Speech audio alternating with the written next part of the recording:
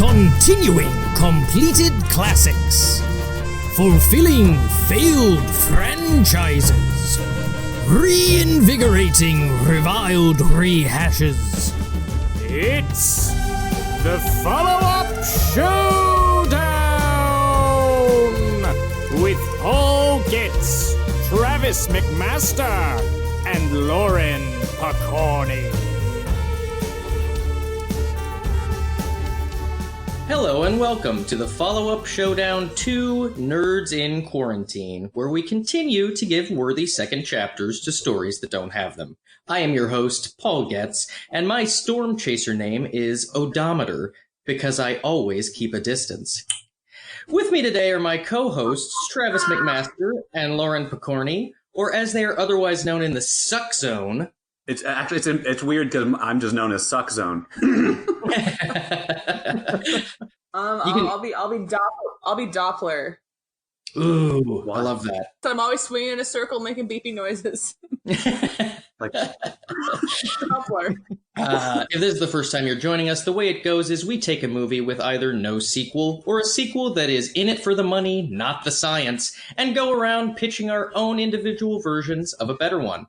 And on special days, when the sky is green and the rain falls sideways, we do this with a guest. Today, that guest is an unscripted television camera person and producer who also happens to be my BFF from college, Dustin Weiskopf. Dustin, how are you? Hello. I'm doing well. How are you? Oh, quite well. And the movie we'll be talking about... Oh, sorry. Please, go ahead. Well, you can edit this out, but I just want to say hi, Travis and Lauren. Nice to meet you. Hi. Nice to meet you. Paul, well, you've known him longer. He's extremely selfish and just wants what he wants. He won't do the niceties like introduce strangers. And I do apologize. We did not do our normal formalities before starting the episode. I tried to roll into it a little bit fast today. I have work after we record. So. Yeah. I know it's hard to wrangle. I'll focus. The movie we're talking about today is a favorite of Dustin's, though I'm not completely sure whether that's in an ironic sense or not. 1996's Twister. So, Dustin, what's the deal? Why do you love this movie so much? You said it best. I am also not sure if it's ironic or not. It truly, the feelings inside my head on this one waver so much. But it is a movie that I, as a 12-year-old, burned out the VHS watching over and over and over. You must have been really excited that it was the first movie released on DVD then. Indeed. Yes. That's one of my favorite Twister facts. And no film better than this. Can we say technical achievement to make use of that new hi-fi technology? Apparently, it was also the last movie released on HD DVD before that went by the wayside. There's probably a name for that kind of tragic irony, right? Oh, was it tragic irony? Yeah. Okay. Okay, well, before we roll into this any further, it is time once again for A Minute with McMaster. A Minute with McMaster. Dustin, since you're such a Twister fan, I did want to offer the minute to you if you've... No, I'm too close to the subject, okay. Please. All right. Well, let me know when you're ready. I think I can do it, Coach. Okay. Put me in. All right. And go. Okay, so Bill Paxton and Helen Hunt are divorced, have been for a while. They are storm chasers. Bill is showing up with his new fiancée, the girlfriend from The Lost Boys, whose name I can't remember, I'm sorry, because he needs Helen Hunt to sign the divorce papers. Finally, when he shows up, she's being very standoffish. There's still love there, I think.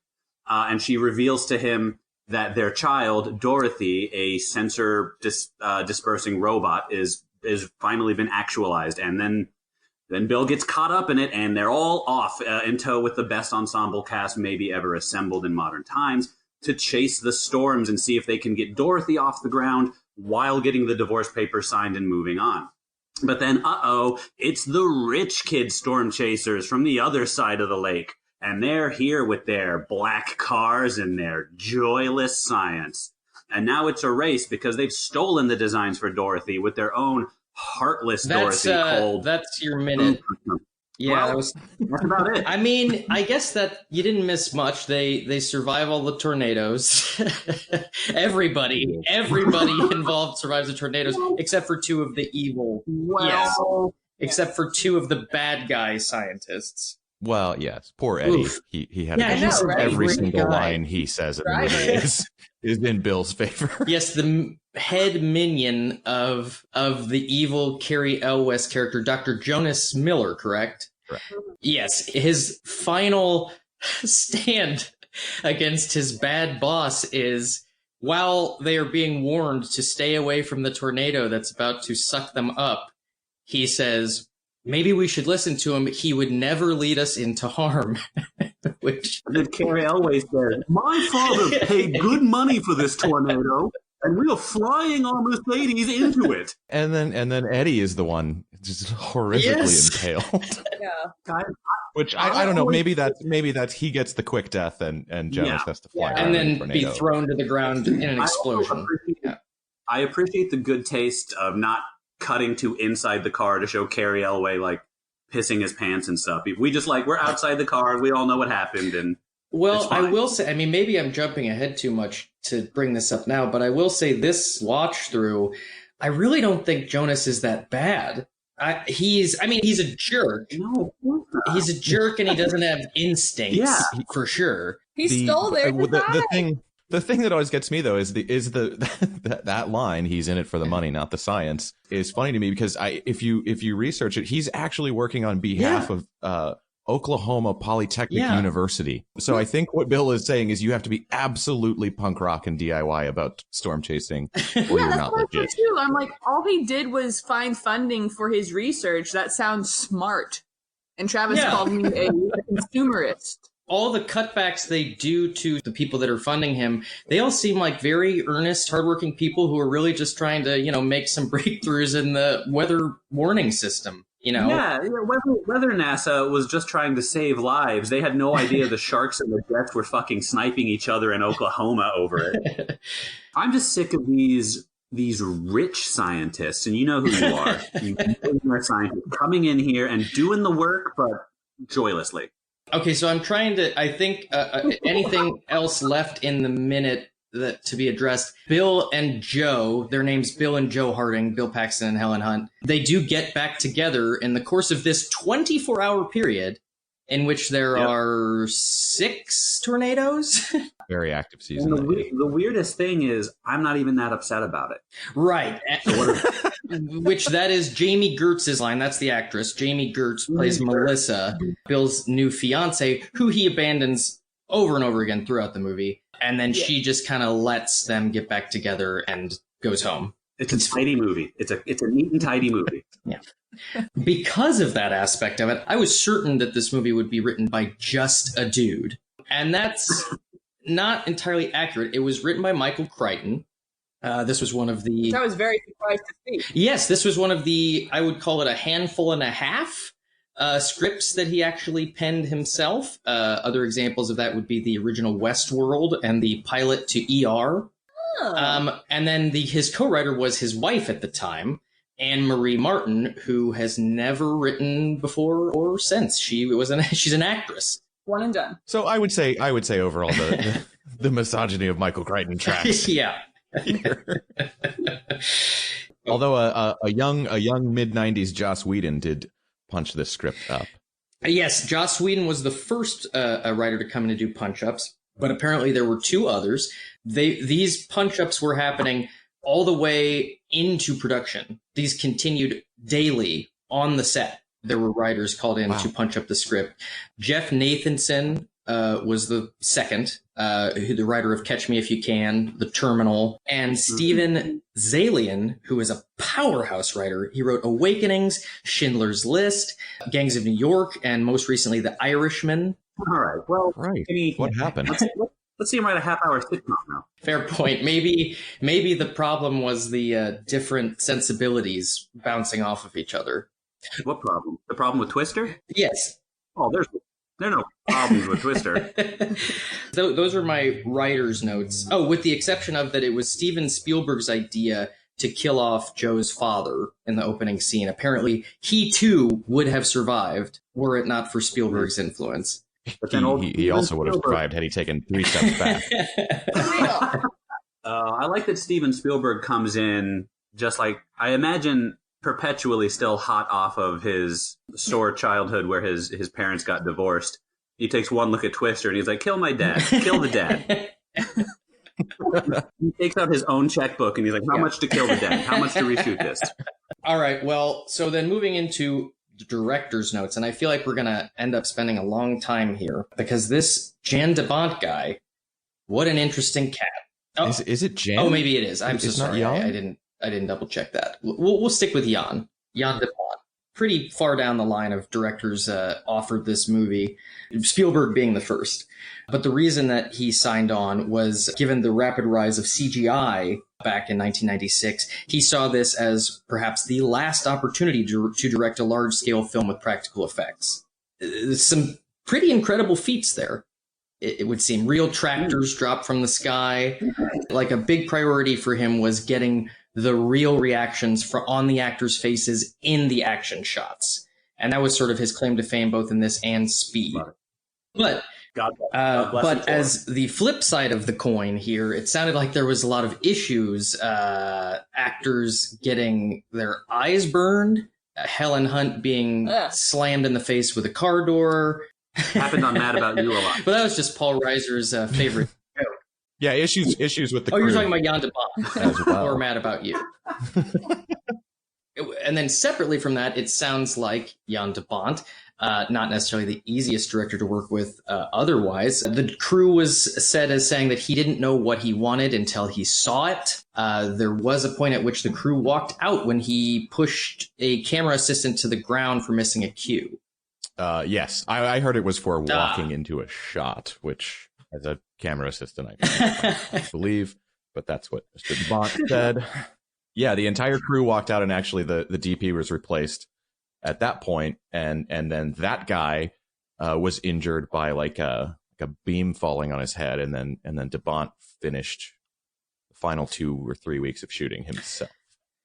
Jeez. Now, I don't, perhaps it is because of his own experience that he doesn't think workplace injuries are a big deal. Because before he was a director, Jan de Bont was a cinematographer on such movies as Die Hard, The Hunt for Red October, and very famously the movie Roar, famous for being one of the most troubled and dangerous, harmful productions of all time, in which Jan de Bont was scalped by a lion who bit him on the head. And he continued on with that production for the rest of production. Wow. Well, the work was behind him, surely. He apparently doesn't care much for scripts. He's quoted as saying that his biggest problem with Twister is there's too much exposition. He wishes he could cut out, but the studio wouldn't let him because they weren't used to making movies like that. In the studio's defense, they didn't know what it was like to see a Twister miss this house and miss that house and come after you. Just the quotes. All day we could go with the quotes. I really like Twister. You didn't ask me, but I also, not as much as Dustin clearly, but I too was there in the 90s. Swept up. I made a joke for you. Swept up in the suck zone. Yes. It was a staple. Absolutely. Lauren. Oh, interesting. See, well, I had not seen Twister until Dustin showed it to me that was probably post-college, right? Good Lord. 2010s, perhaps. I remember not seeing it because my dad said it was stupid. And I feel like that's going to be something that gets quoted on this show a lot. He said it was stupid and specifically complained about the ending where they are in the middle of the tornado and a belt saves them. Yeah, I had brought attention to that too. I feel like they would have been ripped apart with 300 mile an hour winds, but you fudge the details. I strongly recommend. Leather is very strong. Being 11 years old when you watch Twister, because that, for me, more than anything, I think really sold the experience. I mean, I think my problem is less about the wind force and more about the debris that would tear into them. Yeah. Just saying the lines is all we need for this podcast. I have not seen it for a while. It felt comfy. It was nice to watch again. Oh yeah, I will say the practical effects have aged well. Yes. Not much in this film looks dated. They could have shot more real tornadoes, but yeah. Some cars fly a little slow, but overall, 9 out of 10. Nothing stands out like terribly. Satellite comes to mind. Oh yeah, okay. Yeah, that was a tough that start. was weak. Yeah. But I think I might be willing to watch 2 hours of just a helicopter camera swinging over a field, meeting up with a convoy of cars. Yeah, very. Oh my god, the opening shot in this film is so beautiful. If you watch it follows Helen Hunt's team tracking perfectly, and then perfectly timed catches Jonas's team going perpendicular, and then a crop duster flies through because they just why not hire an airplane too. Well, see, and there are so many spectacular shots and so much stuff done well. I mean, all the set pieces are really, really rad. It is a shame that more attention wasn't paid to the content of what the story was, because the actors are giving 100%. The director, for his own style, is giving 100%. I guess all the punch-up writers were trying their best. I feel like if more attention had been paid to that aspect of things, this could be a seminal classic. It is a seminal classic. Okay. I disagree completely. I think it is perfectly serviceable for what it is. I think if you dress the story up of the moonlighting meets storm chaser movie too much, it's going to get too big for its britches and we're going to have a hard time. You need the script to be a little bit simple and dumb so that everything else can elevate it to this amazing level that's not getting too pretentious for itself. Well, one thing that I think is interesting, especially because Joss Whedon worked on it, and we all know his reputation for killing characters you love. I already mentioned this before, but you have such a huge cast, huge to the point that it's questionable whether you need all of them. There's 10 people on that team, and none of them die. There's never, it is clear that tornadoes are dangerous, but none of these people pay the price. They're good at their jobs. Well, they all stay away, I guess, with the exception of Bill and Joe. They always hang back. Yeah. So. Yeah. Preacher comes closest. He gets wanged in the head pretty hard by a hubcap, I think, flying through. Yeah. He's too crazy to die. But it seems he doesn't even have a concussion afterward. No, he's good. He's just I did want to bring this up. I tried to keep track of all the team character names, but there's one that I missed. Sean Whalen. What you got? The guy who played Frogurt on Lost and the fan in That Thing You Do. Is he the guy who rides with Rabbit? The guy is with he the guy who drives hat. Rabbit's truck? His name is Sanders. Sanders. This is Sanders. This is Sanders. okay. That's him. Oh. Wow. Well done. That's impressive. That's very is he the impressive. guy- That guy is also, if you guys remember, the original Got Milk ad, where the guy has to answer The a cookies in his radio mouth. contest I love that question. commercial. And he's Aaron peanut Aaron butter, Burr. yes. Yeah, that was directed by Aaron Michael Burr. Bay, by the way, that Wow. commercial. Wow, look at you. Do you only know this because of Twister? Yeah, of course. Wow. Yeah.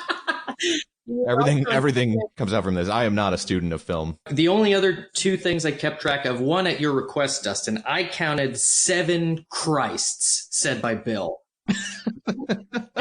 Christ. I mean, Feels like a more. couple of them are Jesus Christs, but I counted those as well. Yeah. And then the other thing I kept track of was the types of tornado that they name. And all I got was Sidewinder, Sisters, and Jumper. Was there any that I missed? Squirtle?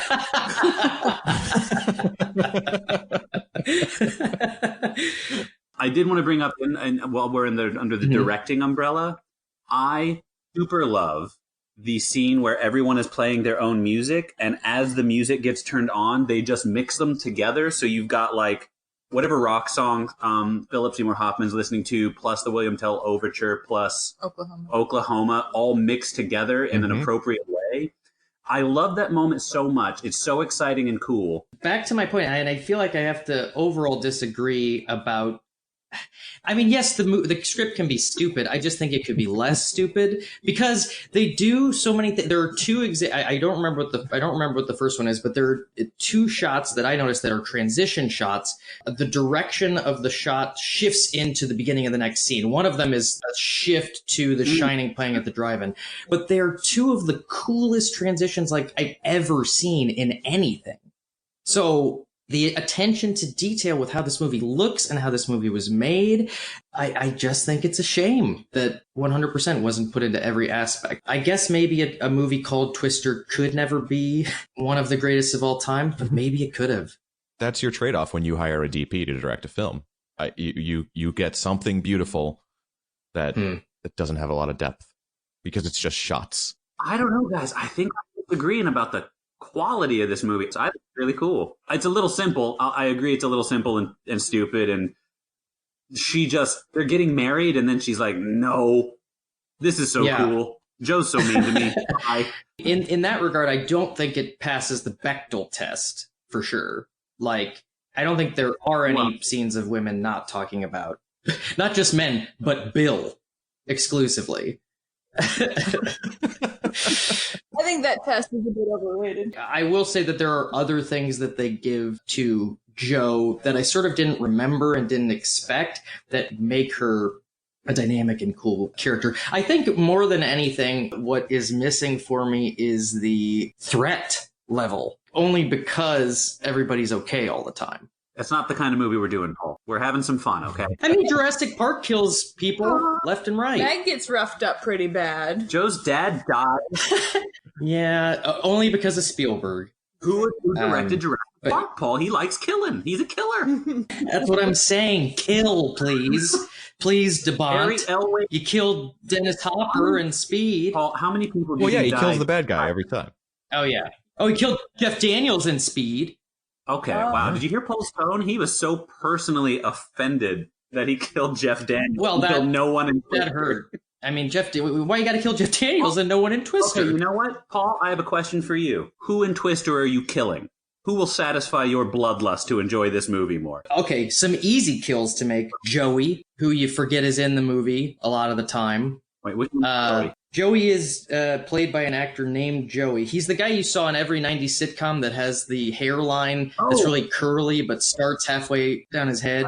From the new guy, yeah. You mean the single guy? I did mean the single guy. That's so embarrassing. He's an easy kill. Haynes, I thought, like, she was cute and spunky. I wanted to know more about her. They didn't really give her anything. Woman. Well, that would make it sad. That would make it extra sad. Oh, boy. Why not her partner, Belzer? Belzer got used a lot. Mm-hmm. You know, yeah, so there were always stakes if you kill him. Yeah. We lost Belzer? Shit. Yeah. I don't like this game because I love everyone, but since we're playing, I would kill Lawrence, Mr. Jeremy Davies, who I recognize from Hannibal, because he was scared in the little Jeep thing, and Joe, like a hero, got him out, but like maybe we fucking killed him. And he also left grass in the camera at the beginning. He pulled that fucking map too. In fact, let's go get him. Yeah. He was the mistakes guy for sure. He should have been the one. I'm going to the IMDb right now, and this movie is such a gift. So many years, decades later, it keeps giving. Anthony Rapp is in this movie somewhere. I missed him. I will tell you where he is. So there's the scene in the beginning where they get word, I guess, of a tornado, and they go to catch it, and they're trying to beat Jonas's team, right? And then Bill gets run off the road by that big van driven by oh my God, Abraham Ben Ruby. Mm-hmm. And then inexplicably, they're all at a gas station. They didn't. I don't know what happened to the tornado, but they all stopped to get pie or whatever. And Jonas is giving his TV update, and showing the world .3, and the Bill comes up and knocks his hat off and says, "You son of a bitch, you slime." Yeah. So in that scene, you have both Jake Busey kind of just grinning like Jake Busey in the background, and behind him, inside the van, is Anthony Rapp. That's why I didn't notice Anthony. Your eye is drawn to the beacon that is a 7-foot tall, blonde-haired Busey. Yeah, absolutely. Apparently the movie was originally an R-rated movie, and they edited it significantly to make it a PG-13. But a lot of the scenes that end up on the cutting room floor were of Jonas Miller, I guess, cursing up a storm. And same with Philip Seymour Hoffman. They were apparently the potty mouths of the film. Well, that brings me to a question. I hadn't seen this in a while, but in the first time we see Jo, we had the captions on, and it says that she says, "Fuck, this thing is useless." But I did not hear her say "fuck," and I don't recall her ever saying that. There's a known thing that she does say it, and you even watch her mouth say it, but they just cut the audio.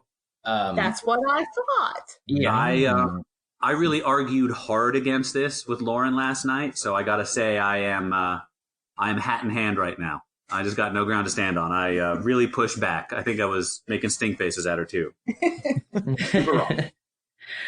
Real quick regarding that PG-13 rating, as far as I know, this is the only film that the MPAA gave a rating of PG-13 for, and I quote, intense depiction of very bad weather. Yes. Very awesome. We saw that before too. The tagline of this movie, "The Dark Side of Nature," but I sort of thought the tacit agreement was that nature was going to just be nature, and it was our job not to assign morality to that. Sure. Yes. Yeah. But this nature's mean. An F5. But the original tagline for this movie was "It sucks." I see exactly where the creative team picked that line, and I see exactly where the marketing team went. I see a problem with it. That is awesome. Yeah.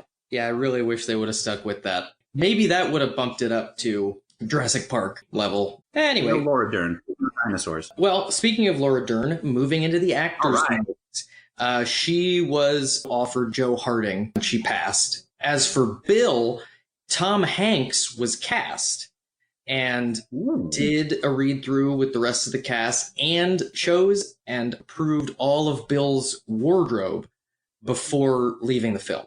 Bill Paxton was ultimately put up by James Cameron. He was suggested by James Cameron as a best buds. Yeah.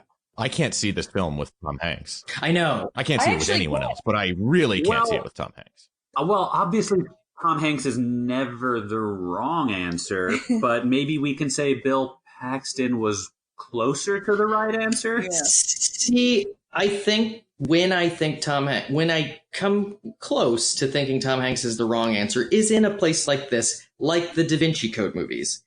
An action lead is not his bread and butter, and nor is it what Bill Paxton is known for. I'm just glad Bill Paxton has this because he slaughters it, in my opinion. Dustin Davis, the Philip Seymour Hoffman character, was originally offered to Garth Brooks, who passed.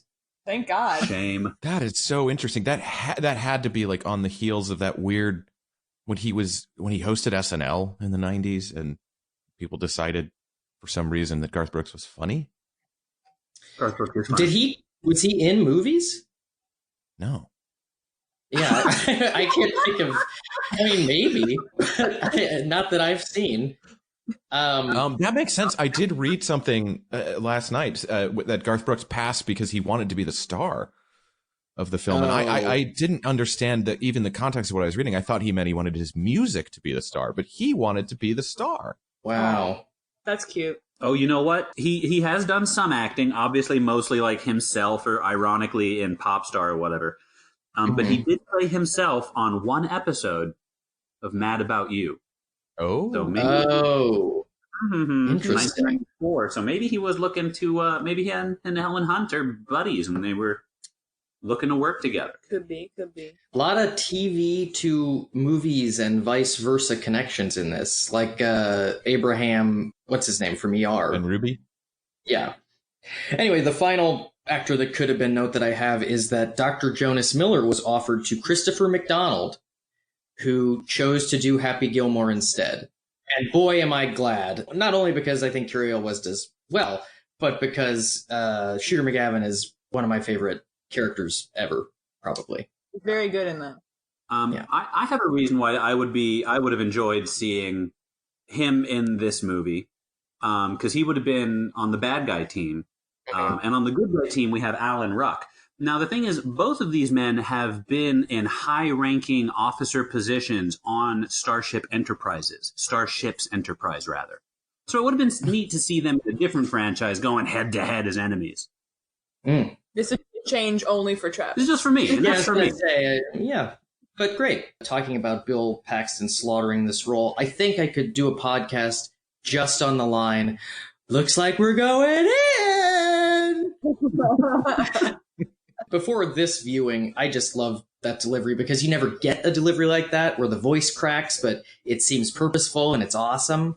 It's also a funny line. It's also a funny visual because then they drive through an entire house. But I also, this time, saw the nuance in it because his character's scared. Like, that's the sequence in which he's overwhelmed. Joe is guiding him through all of the following debris that is tractors and houses and semi-trucks. Because they don't have any other choice. Great movie. Yeah. I was going to say, I do have a little fun fact. That house was hand animated onto the film. Oh, really? Yeah. Oh, really? That's what they said. And that's pretty neat because it looks good. It looks like a practical house. It really does. I'm very surprised to hear that. It really does. Yeah. Yeah. Yeah. My only, I guess, fun fact, when Alan Ruck is mad about his maps being folded, he says that there is a big crease right in the middle of Wichita, which was exciting for me as that's where I was when I watched the movie. So I was like, that's me. I'm in the movie. I also really like that character exists. He's very front and center, and he just is in charge of navigation. And to me, that's really fun. Well, I appreciate that you saw what his role was. I didn't understand what most of them were doing. Right. Whereas he was very clear. My most recent watch was the first time I actually managed to just place each character in their respective vehicle.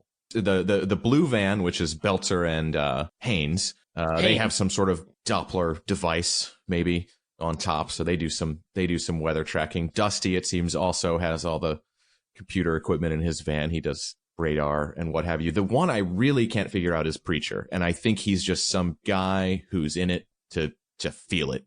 Like he understands the names for the tornado and why they do what they do. Like he knows the vernacular, you know. I always felt like that's what his deal was. Look, Joe hired them for part-time work, and they just started showing up. I think they get paid in adrenaline. Yeah.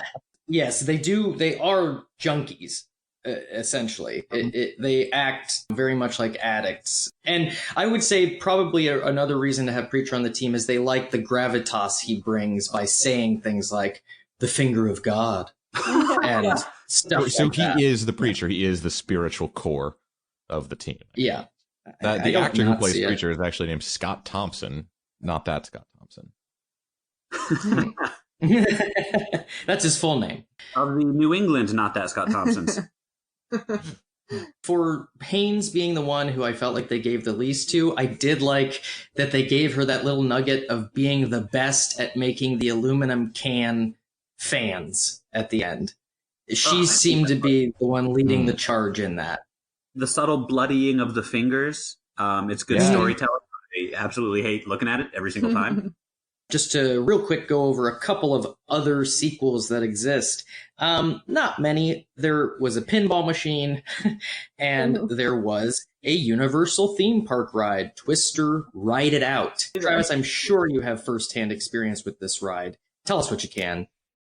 Travis describes a theme park ride. Travis describes a theme park ride.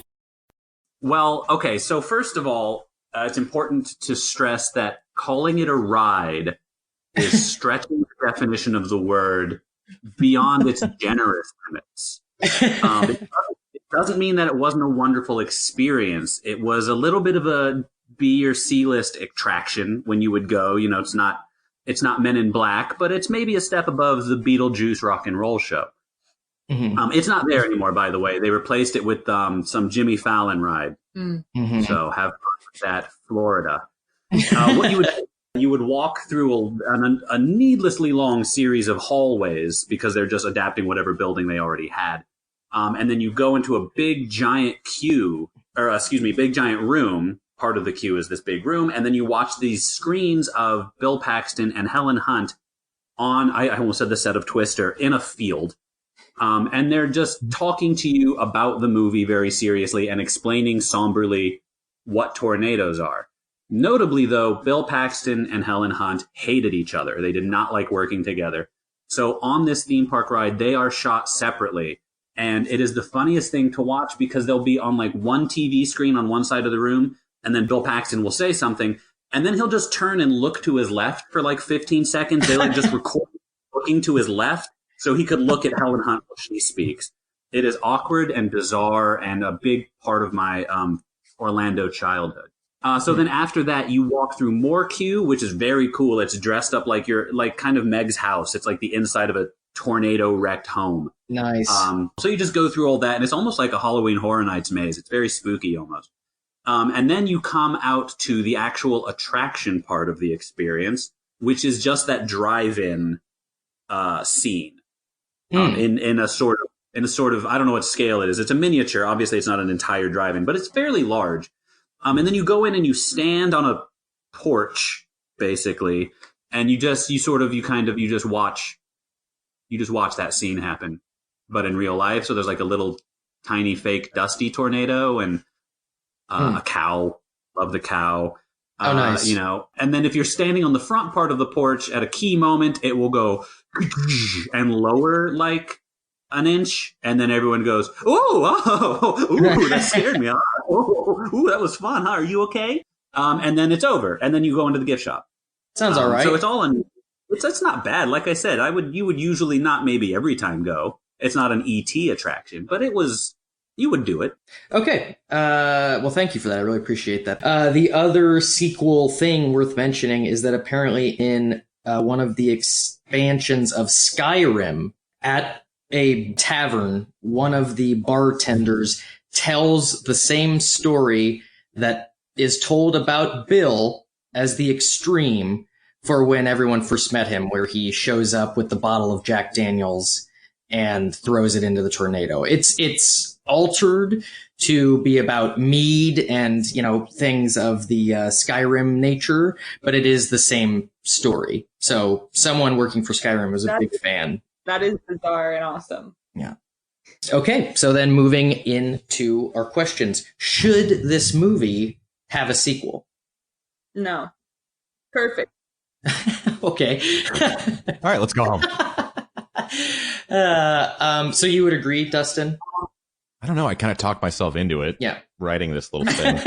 But ultimately, no. Because they'll just fuck it up. It's... Can I swear? Yeah, 100%. Yeah. Oh, yeah. Okay. We said that earlier. Okay. Because I think it shouldn't have a sequel because of the way movies are made now. Because the practical effects are not going to get greenlit because of safety laws, for good reasons. But I just ultimately can't. Well, but back in the day, if they made it in 98, yay, nay. I say nay. No. I still think nay because it's very clearly like they build to an F5 tornado, which the F5 tornado they use in the movie is by all accounts something that could never exist. It's like a mile wide. That's. Mm-hmm. I also agree. Like I think we nailed it. We said what we had to say with Twister. We don't need to go into a sequel. The only reason to do that is to turn it up to ridiculous levels, and just the tornado is like. It starts the size of Alaska. Mm-hmm. Yeah. Right. And it's like the day after tomorrow, but it's with one tornado. I mean, what do you think of the idea of increasing it to worse weather, like a hurricane or a typhoon? Oh, interesting. Yeah. I actually considered that direction with my pitch. Yeah, I feel like if you expand it, you just get like Armageddon, Deep Impact, Day After Tomorrow, blah, blah, blah, blah, blah. The core. No one ever mentions you need the core. your niche of tornadoes. Another thing I really like about Twister is that because it's tornadoes, it is really, it's a Midwest movie. It's a flatlands movie. You don't get disaster movies that aren't in cities usually. That's something I said. I think it's really interesting how people who grew up in the Midwest and South all just have that like, oh yeah, like when the air turns green, like everyone's like, oh yeah, I know that. Yeah. I think it's cool. Yeah, it is. The final question before the pitch is sequel or prequel? What's the sweet spot if you're going to do it? A prequel would make more sense because you can kind of maybe see how their relationship fell apart, like just emotionalized. Yeah, I do have lots of questions about that. Yeah. Yeah. You would also get to see that butt naked Bill tossing the bottle into the tornado. That's true. The implication of that scene, everyone was so... I mean, it makes sense to appeal to someone like Dusty, who really is just... seems like a mess of a man. The type of guy who gets in the face of a total stranger and says, suck zone. The idea of anyone getting in the way of your weather research naked, a man driving in, getting out of a car naked with a bottle of Jack Daniels and throwing it at the tornado, I wouldn't think that guy's extreme. I would think, oh my God, we have to help that crazy man. Huh. Yeah. Well, I'll tell you what, Paul. Just occurred to me that it should have been a prequel. What I wrote down is a sequel. Okay. And I second that thought. I think prequel would make more sense, but I did not do a prequel. Okay. I mean, yeah, I would also... Ditto here. Yeah, I mean, we all agree, and yet none of us will pay it off. Well, when you guys hear my sequel pitch, I think we'll be in unanimous agreement. It was the way to go. Okay, well then let's start with you, shall we? You guys got to get some new stories. Yeah. So this is hopefully this would have come out in summer of 1998, and we're going full tilt comedy with this one, guys. Okay. We're gonna have some fun. All right. Bill and Joe are going on their honeymoon. They want to get as far away from an environment like Tornado Alley as possible. That means sandy beaches, blue water, and relaxing music. But they weren't expecting troubled waters this early in the marriage.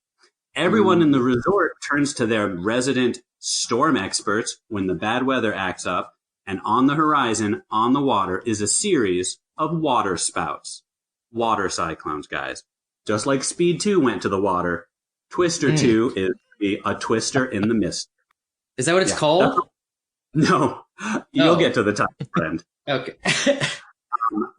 So, everyone's kind of turning them back to like reluctant leaders. They don't really want to, they don't want to be in charge of the weather at this resort on their honeymoon with this bumbling comedic all-star cast, which includes Peter Stormare as head of the kitchen. We're just going to go to that classic grumpy kitchen guy.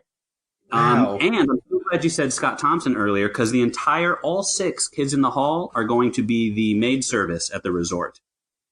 So we're just going to get to their personalities bouncing off of Alan Hunt and it's not just like one big tornado like last time, right, guys? It's a bunch of deadly water spouts coming to attack the resort. So they have to figure out a way to stop these water spouts, to save the resort, to save their honeymoon, God, maybe to save their marriage. So what they do is they have to rig up all of the industrial washing machines in the resort to spin the opposite direction as this water spouts. So when the water spouts take them up, it undoes the velocity, okay? And just like Dorothy got sucked up by a tornado to understand it, what's the enemy of a water spout maybe in the Oz universe? The Wicked Witch. So these water spout destroying devices are called Wicked Witches. And they all get, they all get pushed out to the beach in a perimeter. Water spout picks them up. And of course they save the day. Do we see Bill and Joe invent these machines live, like in real time? Like, because it sounds like they're not expecting this to happen, and then they're needed. So they're also, of course, going to be making some satellite link-up calls to some familiar faces back home, depending on whose contact we can get. Kind of like that scene at the end of Galaxy Quest. With they're trying to figure out how to get into the Protector, but it's going to be with building Wicked Witches. So this summer, strap on a life vest for protection from Tahiti Twister. Oh, wow. Definitely works backwards from the title. That's a strong start. Thank you. Does anyone want to go next? I'll go next. I can't compete with this. I wouldn't even know where to start. Okay, I'm going to start with the title, and I have a tagline to set the mood. Whew, I got a little nervous all of a sudden, sorry. That's because you're following me. Okay, so the title is Twister 2, Twistier. And the tagline is, Nature's a mother. So the synopsis is, Twister is back, and this time it's for revenge. Enraged at the invasion of privacy that the censors from Dorothy 4 caused, Twister is dead set on making our beloved team of storm chasers pay, and more specifically, Joe. Joe had always irrationally suspected tornadoes had it out for her, and her suspicions are proven correct when Bill, her ex and also present husband, is killed during one of their tornado chases. When you told me last night, I didn't catch the line, her ex and also present husband. Okay. Are even furthered when at Bill's funeral, another tornado flares up and claims a number more of her co-chasers who were attending the wake. Oh my God. Some of them survive and proceed to flee, but are then picked off by the turbulent weather one by one as the film goes on, until finally Joe is the last woman standing and is forced to face down Twister alone and once and for all. She displays great feats of heroism and bravery, but ultimately is also claimed by the storm because, well, of course, you can't fight a Twister. Holy There you go, Paul. cow. Yeah, There you go. I really feel, I mean, I know Lauren wrote it, but I feel responsible for wanting people to die. They all die. I just kept like rubbing my hands together. I love that the tornado is named Twister in this. I went full on sci-fi horror movie. Amazing. Dustin, I'm gonna go next. Okay. So you're our caboose. I feel like mine's too long. Well, wait for Paul. That was, yeah. Mm-hmm. Well, let me enlighten you people. This time around, this is my second viewing of the film, and the first time I was just sort of blown away by the audacity of the plot and what happens with the marriage and all that kind of thing. But this time I had a different reading. I remember the first time through thinking that they just kind of throw Joe under the bus a little bit by making Bill do all the heroic stuff, and Joe is just kind of this liability who keeps walking towards the tornadoes. Liability only. Yeah, but I had a different reading this time because the premise that we're told to accept at the end is that Joe knew what she was doing with all this. I mean, I know that we knew what she was doing by bringing him there during the storms to get to see Dorothy fly instead of signing the divorce papers, blah, blah, blah, blah. But that line that Bill says at the end where he's like, you have to go about everything the hard way, implies that it's like, this is just kind of how she does everything. You know, I bring it back to them being addicts, them being junkies, and this being about Joe bringing Bill back to get that high again and ditch his happy, peaceful life for the sake of their drug, so to speak. So 2 years later, Bill comes to visit Melissa at her job. Melissa, the Jamie Gertz character, the therapist. She's surprised but happy to see him. They have dinner and catch up. Turns out she's married now to an FBI agent, who I have down as Matt Dillon. Bill admits that a part of him hoped that she'd be single, but he mostly came to apologize for how things ended between them. He is in recovery, you see, from his time with Joe. After the events of the first film, her thrill-seeking ways became even too extreme for the extreme. He kept up for a while, but when it eventually became clear that it was too much for him and would never be enough for her. So now he's back to being a weatherman, and he's happy enough on his own. So we'll get to see him do some weathermanning, which I think will be fun. So Melissa, they have their dinner. He sort of explains where he's at.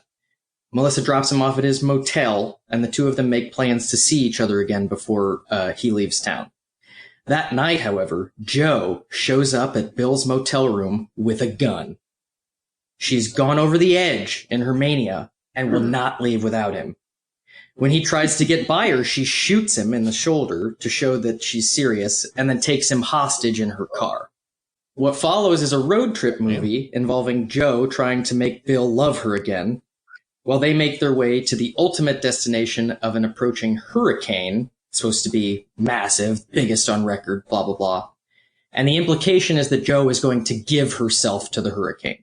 Bill sets about trying to convince her not to, without giving in to, her want for them to be together. When Bill misses the rendezvous with Melissa, she makes her way back to this motel and finds the crime scene where the gunshot happened and all that stuff, just as it was left. So then she gets her FBI beau involved, and the two of them set off in search of the fugitive Joe and her hostage, Bill. Because he is a beloved weatherman, it quickly becomes a big news story, making things even more difficult for Joe to navigate. She also appears to be on some kind of mission to do all the high adrenaline things that she never has, because this is her last hurrah, including, at one point, to rob a bank with the reluctant help of Bill. So they're becoming like an uneasy Bonnie and Clyde, almost. The wild ride goes on with a few high-speed car chases and ups and downs for Bill and Joe's relationship as Bill finds himself unable to deny that he, too, loves the rush that comes when they're together. It all climaxes with Bill being rescued, but maneuvering things so that he helps Joe get away in the process. And then at the very end, Joe stands on the precipice of the approaching hurricane alone. Until Bill joins her, and they're ultimately taken by it together. I call this Twister 2, Hurricane Joe. Oh, okay. Cool. Okay. Cool. I also, my one addition that I wanted to just say is there's a scene somewhere in there, I didn't know quite where to put it, before the kidnapping becomes like a story, a news story, where Bill and Joe dine with they have a meal with the old Storm Chaser crew. And what should be a good time is actually a super tense situation in which Bill is trying to signal to the others the danger that he's in without tipping Joe off to it. So that's it. I really like Helen Hunt in Twister a lot, so I'm intrigued to see that direction for her character.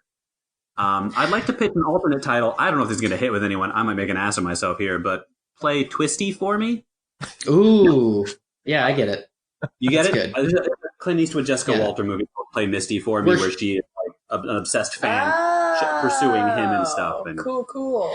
I'm certainly not anti Helen Hunt's performance in Twister, but I will say that character is emotionally a wreck. Like, she doesn't deal with things well or like a normal person. She's pretty intense. She doesn't directly address things, like even when Jamie Gertz is like, are you still in love with him? She just says essentially nothing. And also, so anyways, is convinced that weather has an agenda against her. Yeah. Not good. really. Yeah, she's a little wacko. And that's clearly what broke them up in the first place. So anyways, maybe I pushed it a little far, but that's interesting. Because I did this time, I was like, they're just adrenaline junkies. They're not even like chasing tornadoes. They're just being ridiculous. So that tracks. All right, Dusty, bring us home. Tighten your seatbelt. I went with the 2020 version. This is happening now. So no what Paxton. I got is no Hoffman either. We open up the movie out the gate with a new team of young storm chasers, but it's only about 3 people because they've dialed it in at this point, and they're in one of those. If you guys have seen like the newer storm chasing vehicles, they're like tanks. They're like actual tanks. So they're in these tank things, and they're putting themselves in position in front of a twister. One of the young storm chasers is a precocious blonde woman who looks just a tad familiar. The vehicle maneuvers into place. It has these like fancy drill arm things that come out and anchor it into the ground, and they're ready. They're going to let the twister run right over them, and they begin the launch sequence for Dorothy, the newest version of Dorothy. This is like Dorothy 17. Hatch on top of the vehicle opens, and this thing literally launches like rocket powered out into the tornado. The takeaway from this whole scene is that this is now routine.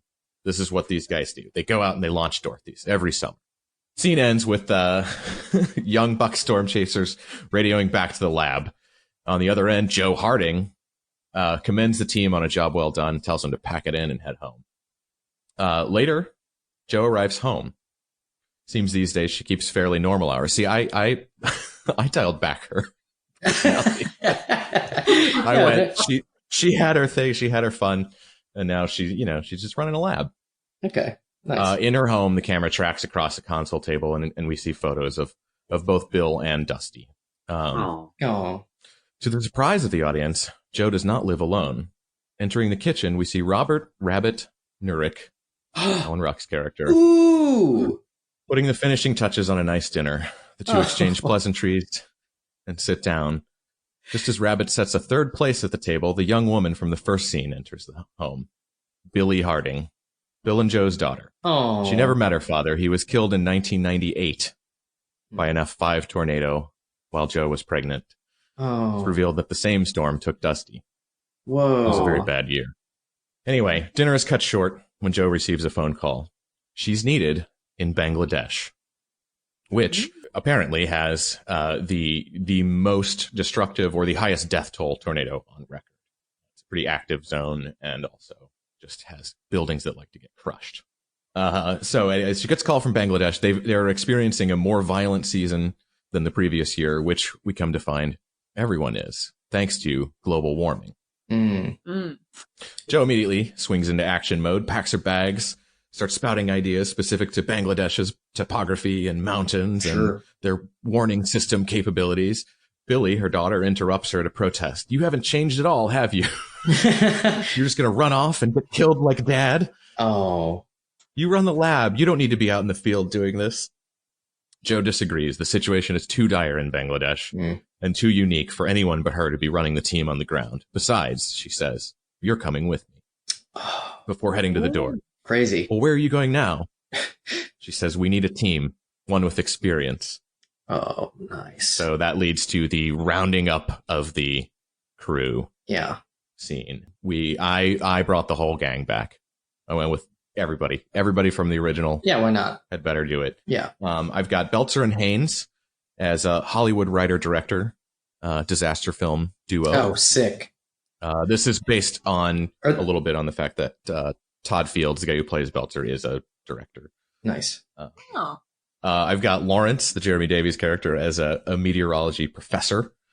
I've got Preacher as a preacher. And Joey and Sanders, I don't know. They do something. Probably not storm related, but they're down. Sure. They're podcasters. They're pizza men. They're, yes. Pizza man. Pizza man. Yeah. Pizza man's pizza. Food. Pizza. Anyway, so this whole gang gets on a boat. They load it up with all their new gear. They've got the tank vehicle. They've got other new cool tech that we'll spend way too much time going over and explaining just what it can do and how it can survive storms. They land in Bangladesh, and basically that's where we just go and let the Twister's story run its course, ever increasing in size. And ever destructive, and the sort of heartstrings of this one is the slum-like conditions of the crowded and weakly built villages in rural Bangladesh.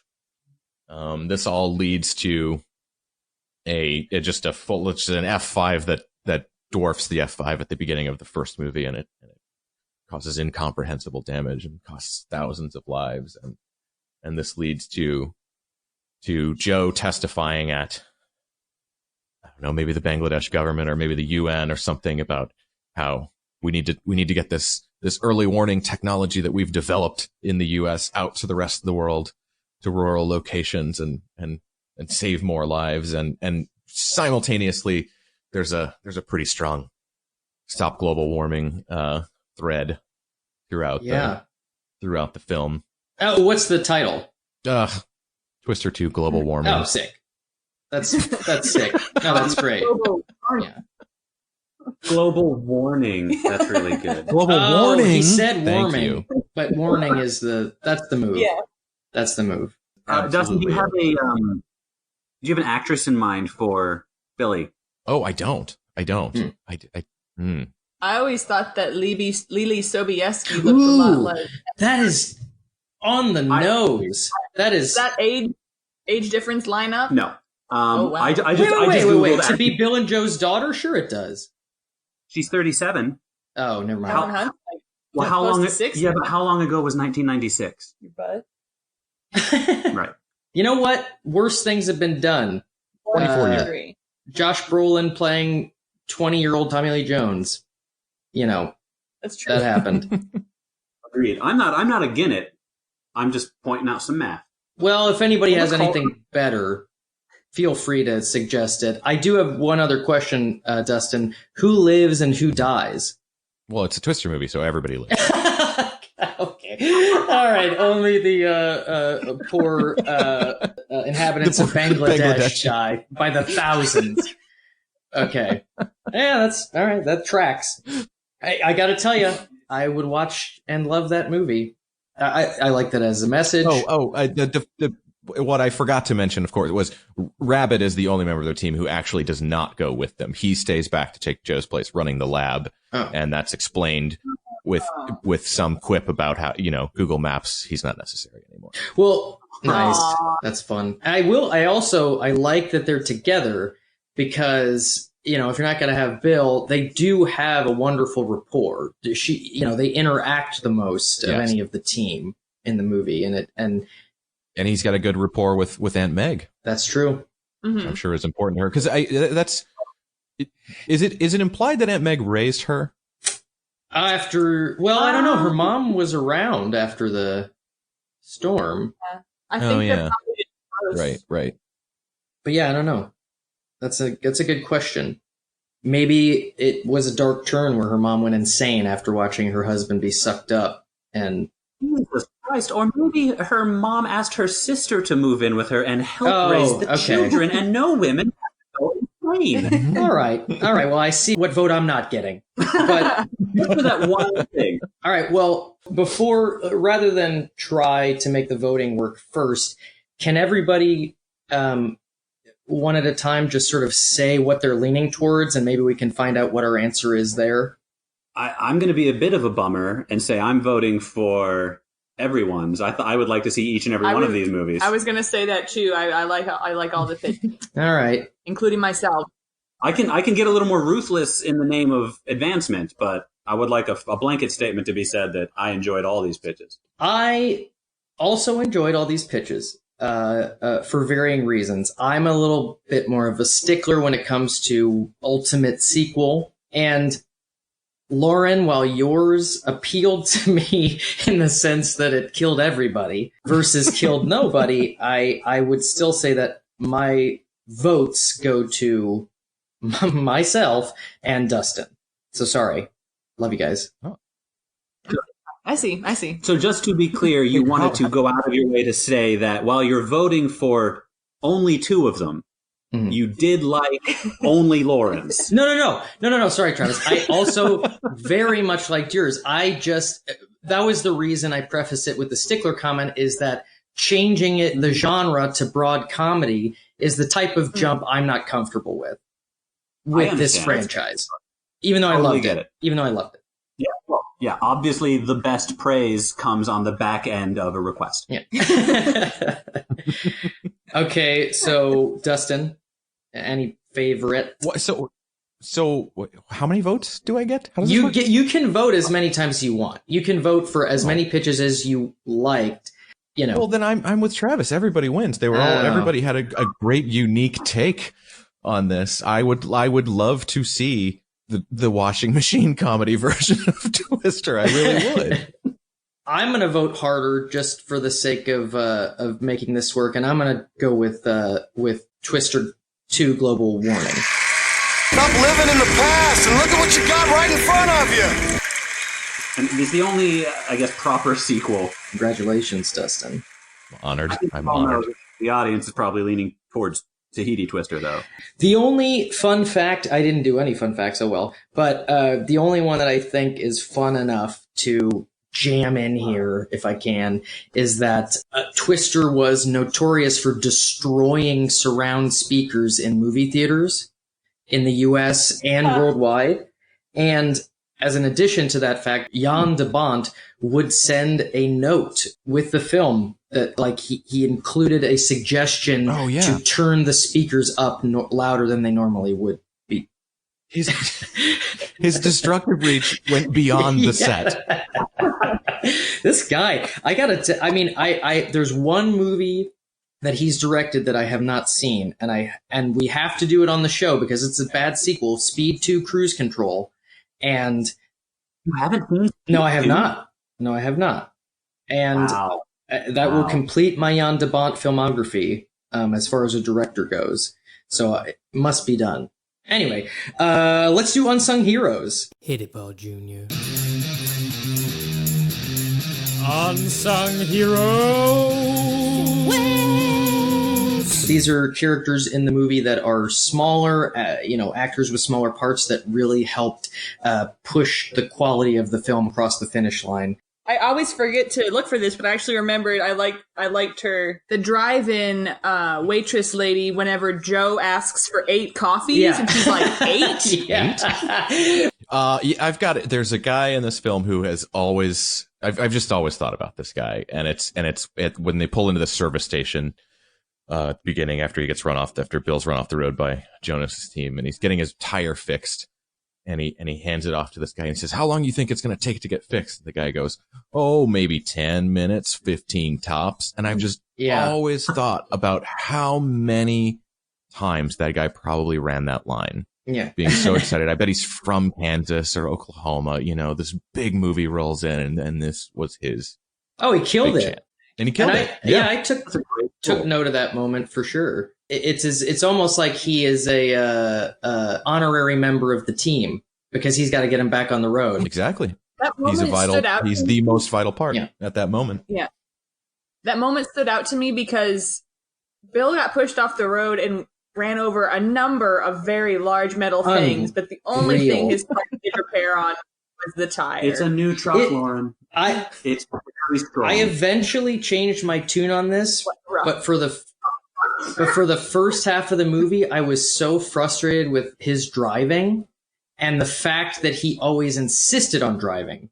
Because Joe would say she would like to drive, and he kept screwing up. So I was like, let Joe drive. Let's see that. Let's see it. Yeah. But then about the second half of the movie, I felt like their driving seemed pretty equal. As they became less turbulent, the driving became smoother. Wow. What a movie. What a film. Astute analysis. What a screenplay. The film was also obviously an ad for the brand new Dodge Ram truck in '96, and you'll notice that thing does not get damaged at all, besides the tire. Well, and then when it gets sucked up en masse into the tornado, but for all we know, it came down in one piece. Not a dent on it. Sparkling clean. The tornado just gave it a wash. The other there's a couple I wrote down, but the one unsung hero I'm going to go with that hasn't been mentioned yet is the woman who is at the NSSL, the National Storm Service Laboratory, who basically starts the movie. I mean, you see the bad satellite, then it cuts to them at the station, and then the guy says, "Oh, look at the storm system, blah, blah, blah, blah." And she says, "This is going to be a long day." And then she takes a slurp of her huge coffee cup. And I was just like, I'm in. Yeah. And coffee plays a very key role throughout the film. Although I think that was tea. I think there was a tea bag in there. But either way. Well, she's pretty intense. That was coffee with the tea bag steeping because she's got to focus. It can be a long 24 hours. And I did get a name on her character. Her character's name is Grace, if anybody is interested. So, interesting. I knew that her partner was named Murphy because she says that in the film, but I don't know that they say her. So the next time you see her, which is I think the only other scene where she and Murphy have dialogue, somebody says, "Grace, come here. Look at this. Look at this screen. Look at this Doppler." Did you guys notice that Jonas's team includes both a guy named Stanley and a guy named Kubrick? I did. Well, and The Shining's in there too. I guess Jan gave it up to Stanley. Another director who beat the shit out of his actors. I mean, maybe that's where Jan got it. Like he worked on Roar. He heard about Stanley, and he was just like, "This is how it has to be done." Pain. No pain, no gain. Guys, I am really happy with the results of today, and I hope you all had fun. Dustin, this was a good one. Yeah. Very, very good. I was so glad to have this conversation, and thank you for inviting me to the table. Yeah. Okay, so before we wrap it up, any plugs that anybody has? Actually, I will go ahead and re-plug my other podcast, Theater of Tomorrow, Theater with an R-E, and The Hotel, which we haven't really produced anything new from since last October, but we are gearing up to start producing and releasing those again in earnest. That's exciting. In the coming future. So, so if you're listening to this, get onto that, and more of that will be coming. I have an Etsy shop, Pop That Funko, and I do custom Funkos, and people are noticing them a bit more and liking them, and I take requests, so if there's a Funko you want. Nice. I'm very excited by this. Could you do a Bill Harding? Ooh. Bill Harding. From the movie Twister. Oh, sure. I could. What you have to do is you have to start with a Tom Hanks Funko.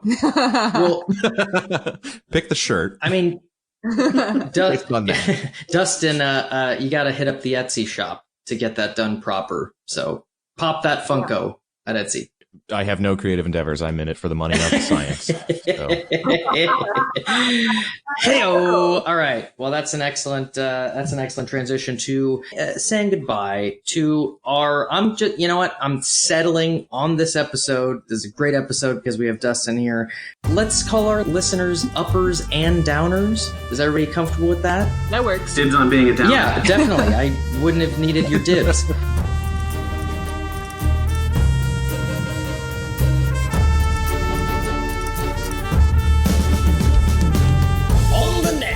Follow-up Showdown. Welcome to the continuation celebration on 2017's Blade Runner 2049.